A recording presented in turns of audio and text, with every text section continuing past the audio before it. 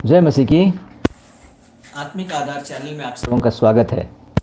आज हम परमेश्वर के वचन से अध्ययन करने वाले हैं मत्ती की पुस्तक और उसके 13 अध्याय और 44 से लेकर 50 पद तक ये बहुत ही एक आ, महत्वपूर्ण भाग है। इसे हम आज इंडक्टिव बाइबल स्टडी मेथड के आधार पे इसकी एक गहराई से अध्ययन करने वाले हैं। पहले इस पाठ को हम पढ़ लेते हैं। यहाँ पर क्या लिखा हुआ है। 44 पद से आगे मैं पढ़ रहा हूँ। यहाँ पे इस प्रकार से लिखा हुआ है, स्वर्ग का राज्य खेत में छिपे हुए धन के समान है, जिसे किसी मनुष्य ने पाकर छिपा दिया और मारे आनंद के जाकर अपना सब कुछ बेचकर उस खेत को मोल लिया। फिर स्वर्ग का राज्य एक व्यापारी के समान है जो अच्छे मोतियों की खोज में था। जब उसे एक बहुमूल्य मोती मिला तो उसने जाकर कर अपना सब कुछ बेच डाला और उसे मोल लिया। फिर स्वर्ग का राज्य उस बड़े जाल के समान है जो समुद्र में डाला गया और हर प्रकार की मछलियों को समेट लाया, और जब भर गया तो उसको किनारे पर खींच लाया और बैठ अच्छी अच्छी को बर्तन में इकट्ठा किया और निकम्मी निकम्मी को फेंक दी। जगत के अंत में ऐसा ही होगा। स्वर्गदूत आकर दुष्टों को धर्मियों से अलग करेंगे और उन्हें आग के कुंड में डालेंगे, वहां रोना और दांत पीसना होगा। इस पाठ को हम अध्ययन करने वाले हैं। इसमें जो हम मूल शब्द देख रहे हैं यहाँ पर ये किंगडम ऑफ हेवन या स्वर्ग का राज्य के बारे में बात किया गया है। स्वर्ग का राज्य। इस पर हम अपना अध्ययन आज केंद्रित करने वाले हैं। तो इस बात को ध्यान में रखते हुए हम आगे बढ़ेंगे और ये जो परमेश्वर की राज्य की जो बात है इसे पहले हमें समझने की आवश्यकता है कि परमेश्वर का ये राज्य है, ये क्या है। बाइबल में परमेश्वर का राज्य और स्वर्ग का राज्य ये दोनों एक ही अर्थ में इस्तेमाल किया गया है। यद्यपि अलग अलग सुनने में आता है। Kingdom of haven, kingdom of God, दोनों का अर्थ एक ही है, दोनों एक ही संदर्भ में इस्तेमाल होता है।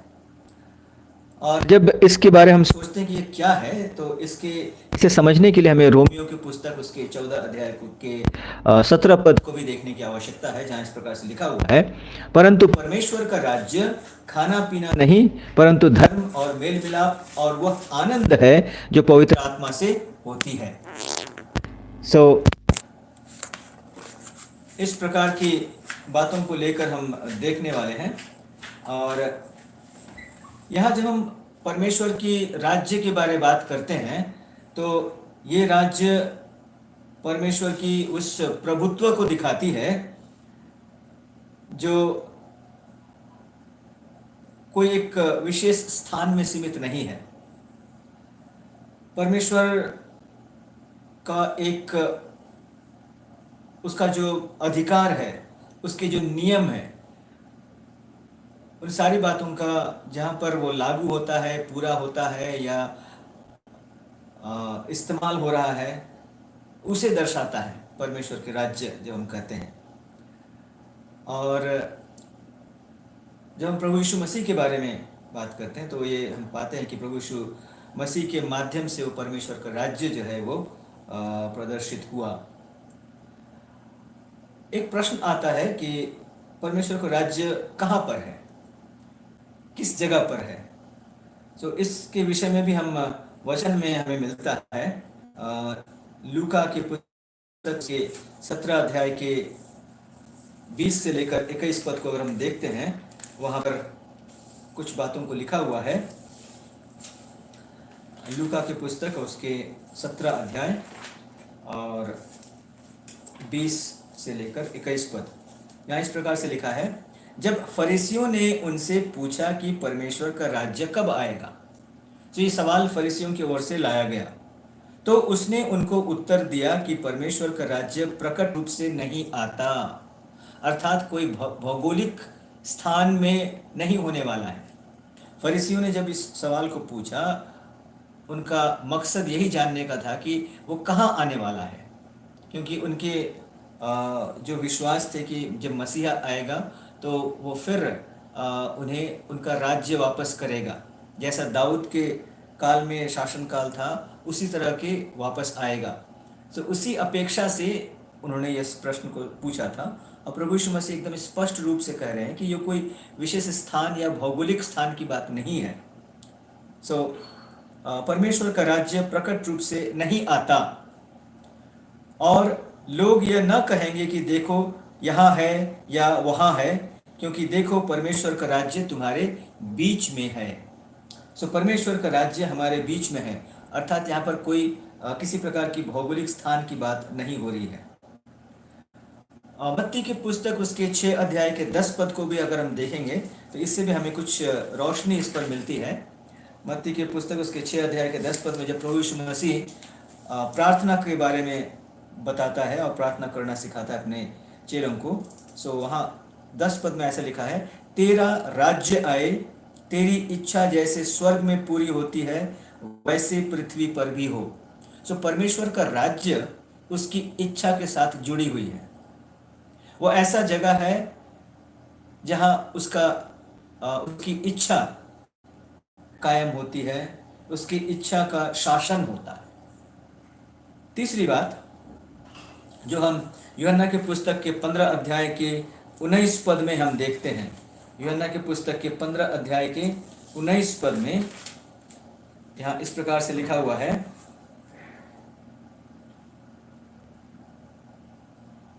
यदि तुम संसार के होते तो संसार अपनों से प्रीति रखता, परंतु इस कारण कि तुम संसार के नहीं वरन मैंने तुम्हें संसार में से चुन लिया है, इसलिए संसार तुमसे बैर रखता है। ये राज्य जो है ये इस संसार का नहीं है। इस संसार का होता तो संसार बैर नहीं करता। संसार बैर करता है, इसका मतलब ही यह है कि ये संसार से बाहर अलग बात है, ये संसार में सीमित नहीं है। इसके साथ जब हम इस पर और भी अध्ययन करते हैं, जानने की कोशिश करते हैं कि भाई ये किस लिए प्रकट हुआ, तो इस प्रश्न के उत्तर में हमें ये मिलता है कि ये निरंतर कायम रहने के लिए प्रकट हुआ है। इस वचन से समझने की कोशिश करेंगे। 2 से लेकर 6 पद को अगर हम देखते हैं, आइए हम देख लेते हैं वहां पर वचन क्या लिखा है।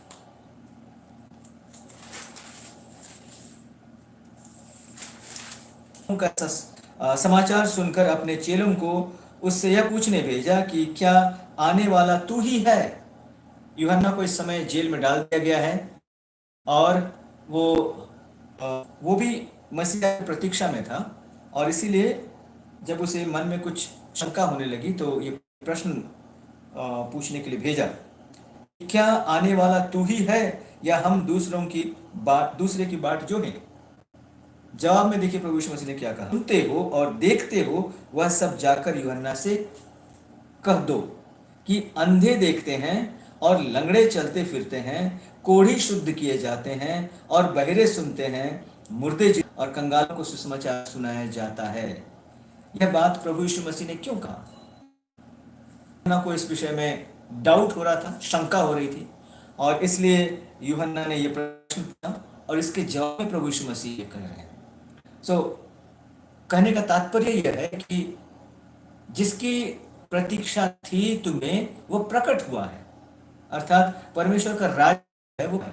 इसीलिए ये कोढ़ी शुद्ध किए जा रहे हैं, लंगड़े और अंधे देख रहे हैं, ये सारी बातें हो रही हैं। ये परमेश्वर की सामर्थ्य को दर्शाता है, इच्छा के जो राज्य है उसको दर्शाता है, और यही बात उसने कहकर भेजा जो उसे पूछने के लिए आया था। और इससे ऐसे बताने का तात्पर्य यही है कि जो इस बात को समझता है वह समझ जाएगा कि ऐसे कहने के द्वारा प्रभु यीशु मसीह ने क्या बताना चाहा, कि स्वर्ग का राज्य जो है वो मुझ में प्रकट हो चुका है क्योंकि ये कार्य हो रहे हैं। फिर मत्ती के पुस्तक उसके 16 अध्याय के 18 पद को भी हम देख लें एक बार। मत्ती 16:18 में प्रभु यीशु मसीह कुछ बात कहे हैं, परमेश्वर के राज्य को और लोगों तक फैलाने का एक माध्यम है, उसी के लिए यह स्थापना किया गया है। कलीसिया परमेश्वर के राज्य को प्रकट करती है। एक और बात हम इस राज्य से संबंधित देखेंगे, मत्ती के पुस्तक उसके 25 अध्याय के 34 पद में ये बात हमें मिलता है। मत्ती 25 के 34 पद, यहाँ इस प्रकार से लिखा हुआ है, तब राजा अपनी दाहिनी ओर वालों से कहेगा, तू मेरे पिता के धन्य लोग, ओके, तब राजा अपने दाहिनी ओर वालों से कहेगा, हे मेरे पिता के धन्य वालों से कहेगा, हे मेरे पिता के धन्य लोगों, आओ उस राज्य के अधिकारी हो जाओ जो जगत के आदि से तुम्हारे लिए तैयार किया हुआ है।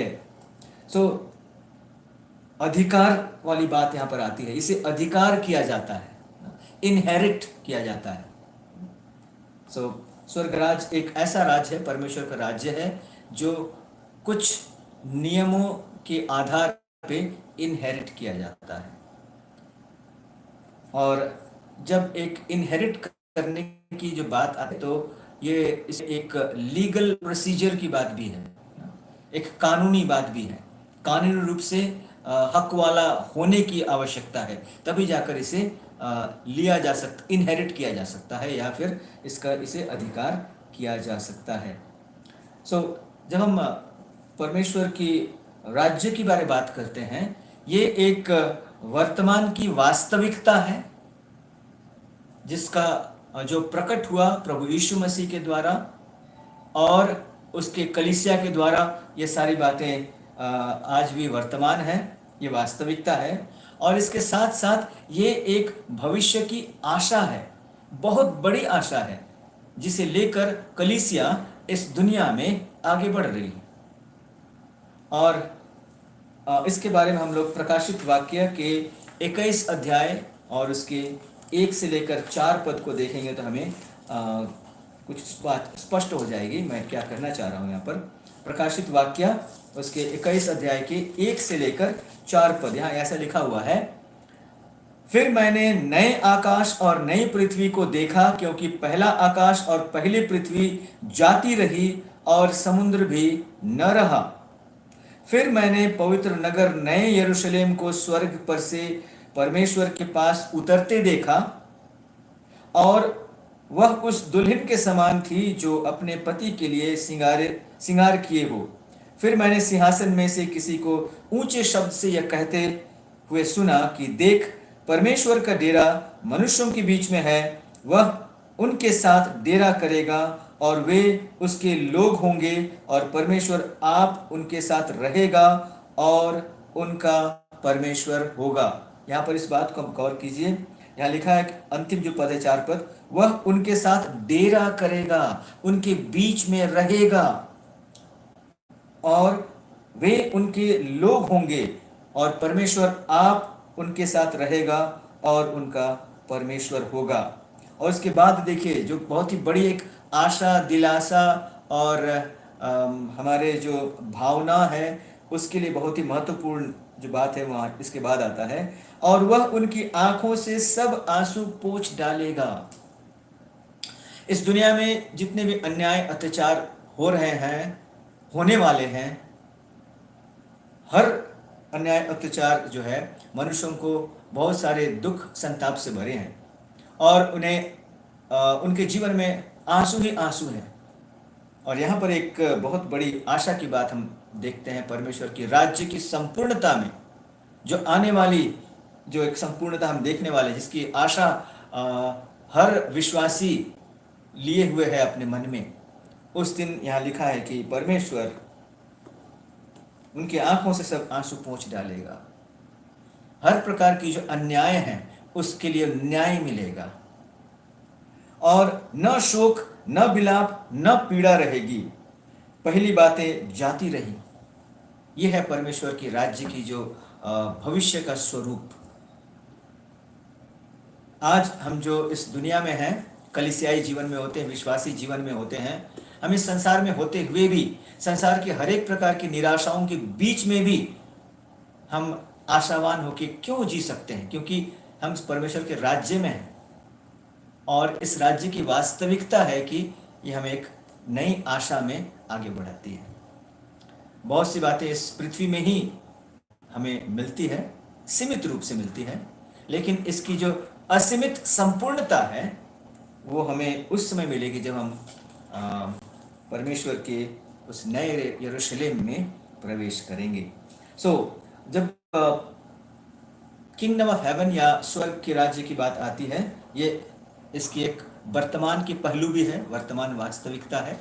जब कोई व्यक्ति प्रभु में आता है, प्रभु में समर्पित होता है, पश्चाताप करता है, नया जन्म प्राप्त करता है, तो वो इस राज्य में प्रवेश करता है और इस राज्य में बढ़ने लगता है, इस राज्य के तौर तरीकों को सीखते हैं और उसके मन में वो आशा होती है कि ये राज्य एक दिन अपनी संपूर्णता में आएगी, जब संपूर्ण रूप से हम परमेश्वर की जो सामर्थ्य है, परमेश्वर की जो संगति है, उसमें निवास करेंगे और इसकी आनंद उठाएंगे। जब हम स्वर्ग राज्य की बारे बात करते हैं, इसके कुछ महत्वपूर्ण पहलुएं भी हैं, जैसा एक सैद्धांतिक बातें हम कर सकते हैं इसे। परमेश्वर के राज्य की सिद्धांत, मुख्य रूप से तीन बातों की चर्चा मैं यहाँ पर करना चाहूँगा आज। Principles of kingdom of haven. और इसमें जो पहली बात है उसे जानने के लिए एक बार हम फिर से आज के जो टेक्स्ट हैं उसमें जाएंगे। 13 अध्याय और उसके 44 पद। स्वर्ग का राज्य खेत में छिपे हुए धन के समान है, जिसे किसी मनुष्य ने पाकर छिपा दिया और मारे आनंद के जाकर अपना सब कुछ बेचकर उसे मोल लिया। यहाँ पर एक सीकिंग और फाइंडिंग, खोजना और पाने वाली बात है, सीकिंग एंड फाइंडिंग। जब हम मत्ती के पुस्तक के और अध्यायों को भी देखते हैं, वहाँ बहुत सारी बातें लिखी हुई है, जिसमें से हम एक बात को देख लेना चाहेंगे। 7 अध्याय और इसका 13 और 14 पद। 7 अध्याय के 13 और 14 पद में इस प्रकार से लिखा हुआ है, सकेत फाटक से प्रवेश करो, क्योंकि चौड़ा है वह फाटक और चाकल है वह मार्ग जो विनाश को पहुंचाता है, और बहुतरे हैं जो उससे प्रवेश करते हैं। क्योंकि सकेत है वह फाटक और सकरा है वह मार्ग जो जीवन को पहुंचाता है, और थोड़े ही हैं जो उसे पाते हैं। ये बहुत ही महत्वपूर्ण एक पद है। मुझे लगता है कि विश्वासी जगत में हम इस पद से बहुत ही परिचित हैं। और ये जो सकरे मार्ग की बात हो रही है, ये सकरा मार्ग, ये सकरा क्यों है? सकरा इसलिए है क्योंकि यहाँ परमेश्वर का नियम है जो मनुष्यों को पसंद नहीं है। दूसरा रास्ता जो है वह चौड़ा क्यों है? क्योंकि इसमें कोई विशेष नियम नहीं है, हर प्रकार के नियम जो है इसमें शामिल हो जाते हैं, इसलिए चौड़ा है। और परमेश्वर, ये जो जीवन की जो मार्ग है, जीवन की जो फाटक है, ये सकरा क्यों है? क्योंकि इसमें केवल और केवल परमेश्वर का नियम, परमेश्वर का कानून काम करता है। जाहिर है जब ये सकरा है तो आसानी से वो दिखने वाला है नहीं, उसे खोजना पड़ेगा। और जब आप मेहनत से खोजते हैं तभी आपको वह सकरा जो मार्ग है वो दिखता है। और इसीलिए यहाँ पर कहा गया है कि और थोड़े हैं जो उसे पाते हैं। इसे पाने वाले लोग बहुत थोड़े हैं। बिना खोजे ये यूं ही किसी को नहीं मिलने वाला है। जब स्वर्ग राज की बात करते हैं, इसमें खोज होना जरूरी है। हम बहुत लोगों की गवाही सुनते हैं और इसमें पाते हैं कि उन लोग के मन में एक खोज था। सत्य क्या है, इसे जानने की खोज, और उस खोज के कारण से वे अपने खोज में लगे रहे और परमेश्वर के निर्धारित समय में उन्हें इस पर प्रकाश मिला। उन्होंने परमेश्वर की सच्चाई को पाया। खोजने और पाने वाली बात यहाँ पर है। और इसके साथ साथ हम देखते हैं कि इसमें एक नया जन्म की बात भी है, जो हमें यूहन्ना के सुसमाचार के 3 अध्याय के 3 पद में मिलता है। और ये बात हमारे लिए महत्वपूर्ण है, बहुत ही महत्वपूर्ण है, क्योंकि इसे प्रभु यीशु मसीह ने खुद कहा है। तो इससे हम ये जान सकते हैं कि इसमें किसी भी प्रकार की कॉम्प्रोमाइज़ वाली बात नहीं है, या ठीक है कहा गया है, होगा नहीं होगा, चलेगा नहीं चलेगा, ऐसी कोई बात नहीं है। ये एकदम ही अनिवार्य है, मस्ट है। 3 अध्याय के 3 पद, इस हम शुरू से देख लेते हैं क्या है यहाँ पर मूल बात। 3 अध्याय के 1 पद से जब हम आगे देखते हैं, फरीसियों में से निकोदेमुस नाम एक मनुष्य था जो यहूदियों का सरदार था।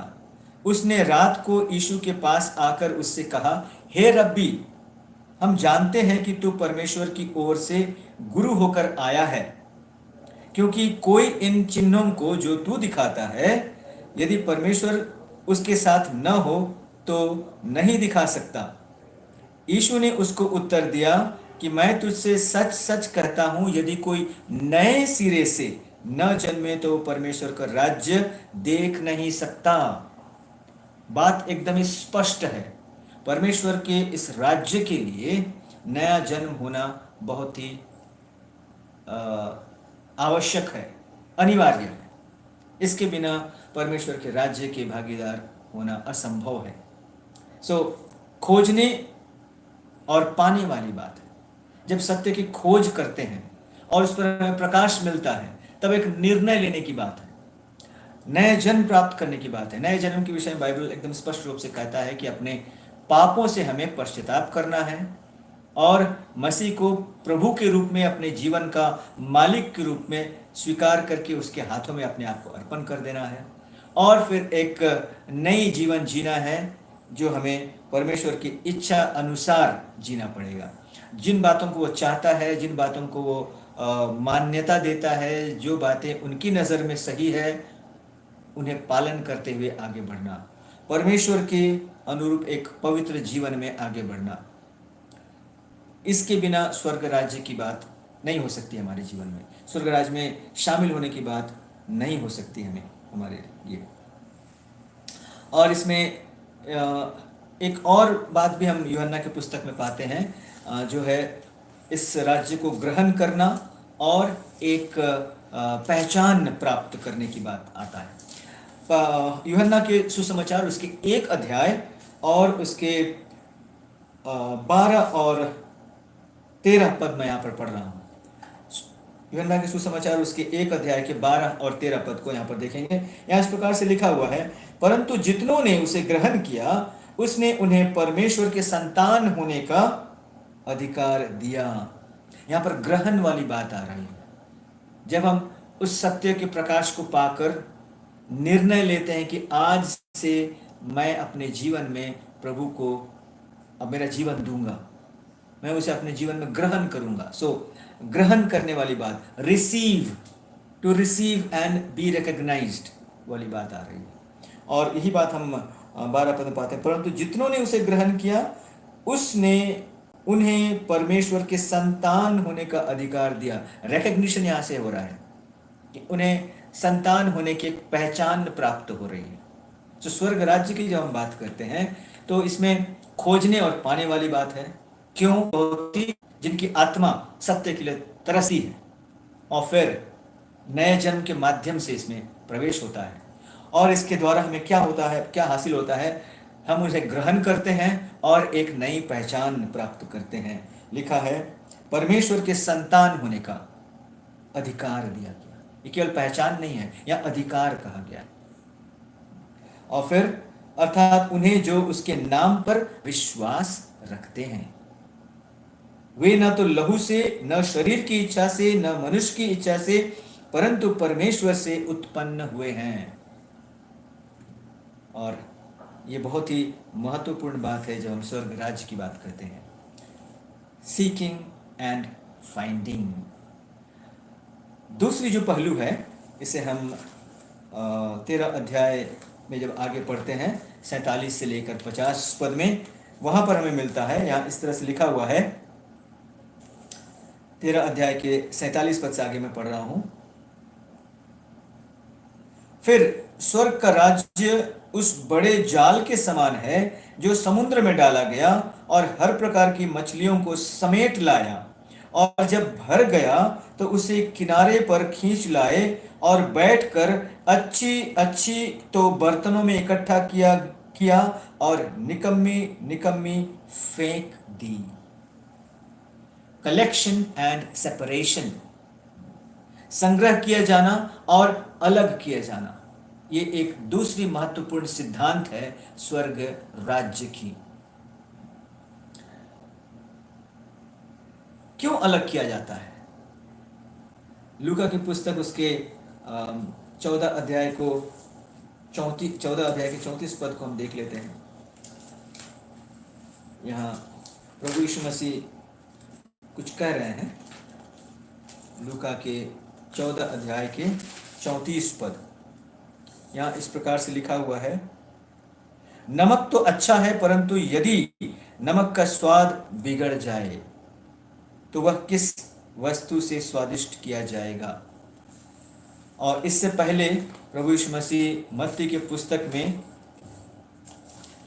5 अध्याय के 13 पद में इस नमक के बारे में उसने कहा है, जो हमें मालूम है, हम सभी जानते हैं इसे।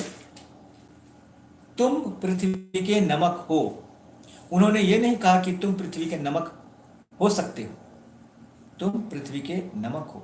अंग्रेजी में यू आर। जो भी मसीह के अनुयायी हैं, मसीह पर विश्वास करते हैं, अपने आप को विश्वासी कहते हैं, उनके लिए कोई ऑप्शन नहीं है। हर एक विश्वासी नमक है। ये बात यहां पर कहा गया है। और उसके साथ साथ हम अब लूका के 14 अध्याय के 34 पद को देखें। नमक तो अच्छा है, परंतु यदि नमक का स्वाद बिगड़ जाए। नमक की जो मूल कार्य है वो स्वाद देना है, वही अगर बिगड़ जाए तो किसी काम का नहीं। और जब ऐसा होता है तो उसके लिए क्या किया जाता है? वह न तो भूमि के और न खाद के लिए काम आता है, उसे तो लोग बाहर फेंक देते हैं। यहाँ पर अलग किए जाने वाली बात, अब उपयोगी नहीं रहा, सो वो फेंका जाएगा बाहर।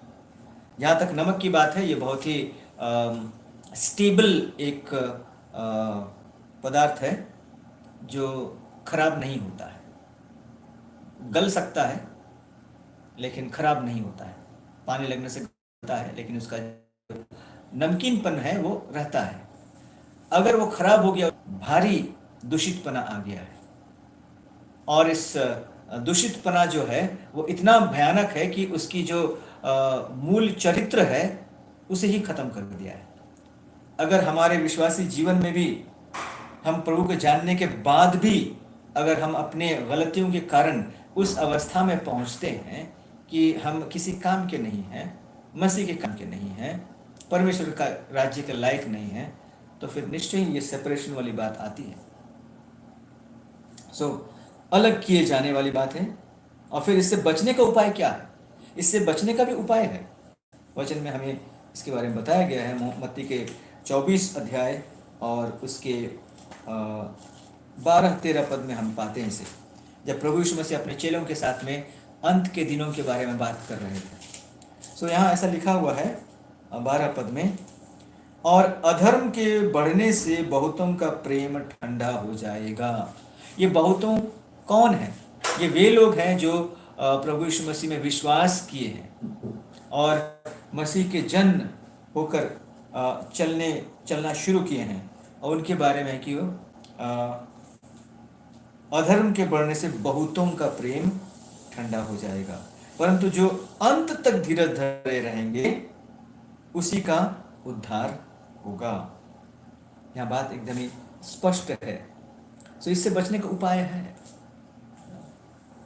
जिस प्रेम में हम अपने नए जन्म के बाद जीवन शुरू किए हैं, जिस प्रकार से परमेश्वर के साथ हम अपना जीवन व्यतीत करना शुरू किए हैं, जब उसी में हम बने रहते हैं, उसी में बने होकर हम आगे बढ़ते हैं, निरंतर हर प्रकार की जो चुनौतियां हैं उसकी सामना करते हुए, उससे सामर्थ्य पाते हुए आगे बढ़ते हैं, तो निश्चय हम इससे बच सकते हैं, अलग किए जाने से बच सकते हैं।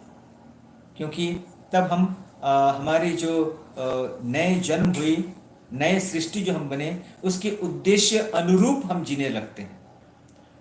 परमेश्वर जिस उद्देश्य से हमारा उद्धार किया है उसके अनुरूप हमारा जीवन होना आवश्यक है। इसका ये मतलब नहीं है कि हमारे जीवन में कभी गलतियां नहीं होंगी, पाप नहीं हो सकता है, लेकिन जब हम इसको एहसास करते हैं, फिर से हमें पश्चाताप करके परमेश्वर के पास लौट आना है। यूहन्ना के पत्र में, यूहन्ना पहले पत्र में इस बात को स्पष्ट लिखता है और जब हम अपने पापों को मान लेते हैं तो हमारे पापों को क्षमा करने के लिए विश्वास योग्य है। तो ये एक ऑन गोइंग हमारे अपना जीवन समर्पण करते उससे उसके बाद में, और जब हम इस प्रकार की बातों को करते हैं, हर समय अपने आप को जांच करते हैं, किसी बात में हम अगर किसी प्रकार की पाप को हम देखते हैं हमारे जीवन से, तुरंत हम उससे पश्चाताप करते हैं, क्षमा प्राप्त करते हैं। तो इस प्रकार से हम करने के बावजूद भी हम पाप में ही जीवन में ही रुचि रखने लगते हैं, तब हमारे लिए अलग किए जाने वाली खतरा जो है वो बढ़ जाती है। और इसे और भी अच्छी तरह से संत पौल अपने पत्र में बताया है, जो उसने कुलोसियों के नाम पत्र लिखा, उसके 3 अध्याय के 1 और 2 पद में उसने इसे स्पष्ट रूप से बताया है, और विशेष करके अंत के दिनों के रेफरेंस में उन्होंने इसे बताया है। सो कुलोसियों के पत्र उसके 3 अध्याय के 1 पद से मैं पढ़ रहा हूँ। यहाँ इस प्रकार से लिखा है, सो जब तुम मसीह के साथ जिलाए गए तो स्वर्गीय वस्तुओं की खोज में रहो, जहां मसीह वर्तमान है और परमेश्वर के दाहिने ओर बैठा है। पृथ्वी पर ही नहीं परंतु स्वर्गीय वस्तुओं पर ध्यान लगाओ, क्योंकि तुम तो मर गए और तुम्हारा जीवन मसीह के साथ परमेश्वर में छिपा हुआ है। ये पद, ये 1, 2 और 3 पद बहुत ही महत्वपूर्ण है। सो जब तुम मसीह के साथ जिलाए गए, ये सभी बातें जो होता है, मसीह के साथ जिलाया जाना, संसार के लिए मर जाना, और हमारा जीवन परमेश्वर में होकर परमेश्वर में छिपा हुआ होना, ये सारी जो बातें हैं, इन सभी बातों का एक उद्देश्य है। जब हम प्रभु में नहीं आए हुए थे, उस समय हमारे जीवन में कोई उद्देश्य नहीं था, लेकिन जब हम नया जन्म प्राप्त करते हैं, नए सृष्टि हो जाते हैं, स्वर्ग राज्य के वारिस हो जाते हैं, तब हमारे जीवन जो है एक लक्ष्य की ओर आगे बढ़ने लगती है, एक उद्देश्य से भरी हुई जीवन होती है। और इसी बात से कुलोसियों में पौलुस ये कहता है कि सो जब तुम मसीह के साथ जिलाए गए तो स्वर्गीय वस्तुओं की खोज में रहो, जहां मसीह वर्तमान है और परमेश्वर के दाहिने हाथ बैठा है। पृथ्वी पर ही नहीं परंतु स्वर्गीय वस्तुओं पर ध्यान लगाओ। तीसरी और अंतिम बात जो मैं यहाँ कुछ व्यवहारिकता के बारे में बात करने वाला हूँ, और ये जो मेरा बिंदु है, इसे मैं कहा हूँ रीडिफाइनिंग एंड रीटूलिंग। रीडिफाइनिंग, पुनः परिभाषित करना, और नए रूप से इसे समझने की प्रयास करना। ये क्यों ज़रूरी है? क्योंकि हम सब लोग अलग अलग परिवेश, परिस्थिति, पृष्ठभूमि से प्रभु में आते हैं, और इसलिए बाइबल की जो बातें हैं उसे सही रूप से समझना हमारे लिए बहुत ज़रूरी है। इसे हम समझने के लिए कुछ कई पदों को यहाँ पर देख लेते हैं। मत्ती के पुस्तक के 13 अध्याय में जाएंगे फिर से, और उसके 10 पद को देखेंगे, जहाँ पर प्रभु यीशु मसीह ने जब दृष्टांत के द्वारा बातें की तो चेले आकर उसे कुछ कहते हैं। यहाँ पर 13 के 10 में इस प्रकार से लिखा हुआ है, और चेलों ने पास आकर उससे कहा, तू उनसे दृष्टांत में क्यों बात करता है? उसने उत्तर दिया कि तुमको स्वर्ग के राज्य के भेदों की समझ दी गई है, पर उनको नहीं। जब प्रभु यीशु मसीह दृष्टांत के माध्यम से बात कर रहा था, तो उस समय भी चेलों को समस्या हो रही थी, समझने में समस्या हो रही थी। तो इसीलिए रीडिफाइनिंग एंड रीटूलिंग बहुत ही महत्वपूर्ण है, पुनः परिभाषित करना जरूरी है। 13 अध्याय के 36 पद में देखें क्या लिखा हुआ है यहाँ पर। तब वह भीड़ को छोड़कर घर में आया, और उसके चेलों ने उसके पास आकर कहा, खेत के जंगली दाने का दृष्टांत हमें समझा दे। इसे तूने तो कहा इन बातों को, तरह अब हमें फिर से इसे समझा, रीडिफाइन, ताकि हम इसे स्पष्ट रूप से समझ पाए। और इसके जो इस विषय में इसे हम और अच्छी तरह से अगर हम समझना चाहें, तो इसमें हम देखते हैं कि पौलुस भी इसी लाइन में कुछ कई बातों के यहाँ पर इफिसियों के पत्र में कहता है। इफिसियों के पत्र उसके 4 अध्याय में हम जाएंगे और इसके 20 पद को हम देखने वाले हैं, 20 और 21 पद। इफिसियों के नाम पौलुस प्रेरित का पत्री उसका 4 अध्याय। यहाँ जब आप 4 अध्याय के शुरू में देखते हैं, पौलुस कहता है कि सो मैं जो प्रभु में बंधुआ हूँ तुमसे विनती करता हूँ कि जिस बुलाहट में तुम बुलाए गए थे उसके योग्य चाल चलो। वहाँ से वो शुरू करता है, 4 अध्याय के 1 पद में। फिर इसमें से हम जब आगे बढ़ते हैं 17 पद में आते हैं, वहाँ पर पौलुस कुछ तुलना कर रहा है तुम्हारे पहले जीवन और अभी के जीवन इत्यादि से। और वो इस प्रकार से कहता है, 17 पद, 4 अध्याय के 17 पद। इसलिए मैं कहता हूँ और प्रभु में जताए देता हूँ कि जैसे अन्य जातीय लोग अपने मन की अनर्थ इच्छा पर चलते हैं, तुम अब से फिर ऐसे न चलो, क्योंकि उनकी बुद्धि अंधेर हो गई है और उस अज्ञानता के कारण जो उनमें है और उनके मन की कठोरता के कारण वे परमेश्वर के जीवन से अलग किए हुए हैं और वे सुन्न होकर लुचपन में लग गए हैं कि सब प्रकार के गंदे काम लालसा से किया करें। पौलुस ये बताने चाह रहा है कि जब हम मसीह में आते हैं, यद्यपि हमारे पुराना जीवन में बहुत सारे आदतें थी होगी, बहुत सारे रीति रिवाज हम में लगे हुए थे, लेकिन अब जब हम नए जन्म प्राप्त किए हैं तो इन सारी बातों से अलग होकर आगे बढ़ने की आवश्यकता है। और ये हमारे लिए क्यों जरूरी है? क्योंकि हम एक विशेष उद्देश्य के कारण अलग किए गए हैं। और इसे कैसे पता चलेगा, कैसे हम जानेंगे, उस विषय में अब वो 20 पद में कहता है, तो मसीह की ऐसी शिक्षा नहीं पाई। अब यहाँ पर आ रहा है वो बात, मसीह की शिक्षा पाने वाली बात। पुनः परिभाषित होना जरूरी है, तभी जाके हम हमारे पुराने जिंदगी से हटकर मसीह में जो नए जीवन पाए हैं उससे जीने की नई शैली को हम सीख सकते हैं। उसके बिना ये सीखना संभव नहीं है। इसलिए रीडिफाइनिंग एंड रीटूलिंग बहुत ही महत्वपूर्ण है। और फिर यहाँ कहता है कि वरन तुमने सचमुच की सुनी और जैसा यीशु में सत्य है उसी में सिखाए गए। यीशु के द्वारा सीखे, यीशु में सीखे और यीशु को सीखे।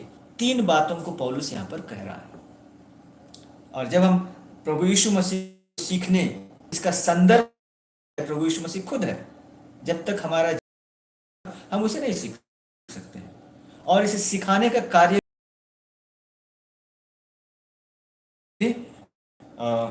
महत्वपूर्ण है। और इसी बात को पौलुस यहाँ पर बताता है, रीडिफाइनिंग एंड रीटूलिंग। और इसके बाद एक और जो बात है, अंतिम लेकिन बहुत ही महत्वपूर्ण बात, जो हम यूहन्ना की पुस्तक उसके 9 अध्याय के 1 से लेकर पद के अंदर देखते हैं। यहाँ एक अंधे को यीशु ने इस प्रकार से लिखा हुआ है, जाते हुए उसने एक मनुष्य को देखा जो जन्म का अंधा था, और उसके चेलों ने उससे पूछा, हे रब्बी, किसने पाप किया कि पुनः परिभाषित होना और एक सही मार्ग में आगे बढ़ना हमारे लिए बहुत महत्वपूर्ण है। Redefining and retooling. चेलों का समझ था कि चेलों की समझ अनुसार ये सारी बातें इसलिए होती है क्योंकि कोई पाप किया है, उस कारण से। प्रभु यीशु मसीह ने कहा कि नहीं, यहाँ एक एक्सेप्शन है, एक अलग बात है। और अलग बात क्या है? कि परमेश्वर के काम उसमें प्रकट हो, इसलिए ये हुआ है। और उसके बाद हम देखते हैं कैसे प्रभु यीशु मसीह ने उसे चंगा किया, और उस चंगाई को लेकर लोगों के अंदर बात होने लगी, किसी बहुत सारी बातें होने लगी। चंगाई पर ध्यान नहीं था किसी पर, प्रभु यीशु मसीह वाद विवाद होने लगा था। इस प्रकार हम इन 3 बातों को देखते हैं जो हमारे स्वर्ग राज्य से संबंधित है, जो हम इस भाग से निकाले हैं। जहाँ तक ये जो पाठ है, इस पाठ में केवल इतनी ही बातें नहीं है। परमेश्वर, यह वह स्थान है जहाँ पर परमेश्वर का नियम लागू होता है, परमेश्वर का कानून, परमेश्वर का इच्छा की राज है। ये कोई विशेष भौगोलिक लोकेशन नहीं है, और इसका प्रकटीकरण प्रभु यीशु मसीह के माध्यम से हुआ है। कलीसिया जो है, ये इसे प्रदर्शित करने के लिए उसकी मतलब अस्तित्व है समाज। और जहाँ तक स्वर्ग राज्य की बात है, इसकी एक वर्तमान वास्तविकता है और इसके साथ इसमें एक भविष्य की संग्रह किए जाना और अलग किए जाने वाली बात है। और इसके साथ में हम तीसरी जो बात यहाँ पर हम देखते हैं, रीडिफाइनिंग एंड रीटूलिंग, पुनः परिभाषित करने वाली बात। जब ये सारी चीज़ें होती हैं, इसके आधार पर हम उसके लिए एक योग्य नागरिक होकर अपना जीवन व्यतीत कर सकते हैं।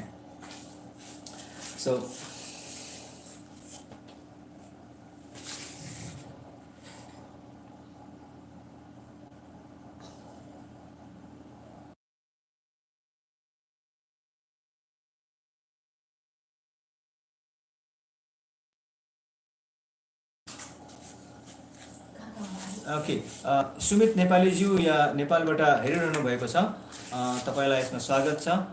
तपाईँ नेपालीमा पनि मसँग बातचित गर्न सक्नुहुन्छ र कुनै तपाईँको मेसेज छ या कुनै कुरा विशेष जान्नु चाहनुहुन्छ भने चाहिँ लेख्न सक्नुहुन्छ, हामीसँग जुड्न सक्नुहुन्छ। आउँदो दिनमा पनि जब यस्तो प्रकारको अध्ययनहरू गर्नेछु त्यति बेला तपाईँलाई नोटिफिकेसन दिन्छु। यदि सब्सक्राइब गर्नु भएको छैन भने गरिराख्नुहोस्, नोटिफिकेसन तपाईँकोमा आइहाल्छ अध्ययनको। यदि नेपालीमा पनि केही अध्ययनहरू चाहनुहुन्छ भने चाहिँ भन्नुभयो भने चाहिँ त्यसमा नेपाली भाषामा पनि अध्ययन तयारी गर्न सक्छु। आज के लिए इतना ही। सबको जय मसीह की।